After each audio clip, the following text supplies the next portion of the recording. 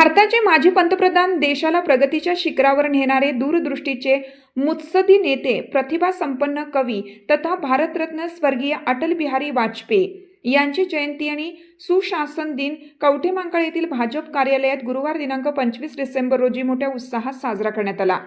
यावेळी उपस्थित मान्यवरांनी भारतरत्न अटल बिहारी वाजपेयी यांच्या प्रतिमेस पुष्पहार अर्पण करून त्यांच्या स्मृती व कार्याला अभिवादन केलं। अटल बिहारी वाजपेयी यांनी पक्षीय राजकारणाच्या पलीकडे जाऊन देशहिताला प्राधान्य दिले। देशाचा सर्वांगीण विकास व्हावा या विचारांनी त्यांनी आपले संपूर्ण आयुष्य राष्ट्रसेवेसाठी समर्पित केले। लोकहितवादी, उदारमतवादी आणि स्वच्छ प्रतिमेचे नेतृत्व म्हणून अटलजींनी भारतीय राजकारणात आपली स्वतंत्र व अमिट छाप निर्माण केली। पारदर्शक, उत्तरदायी आणि लोकाभिमुख प्रशासनाचा अटलजींनी दिलेला संदेश आजही सर्वांसाठी प्रेरणादायी असून त्यांच्या विचाराची आजच्या काळात अधिक गरज असल्याचं मत मान्यवरांनी व्यक्त केलं।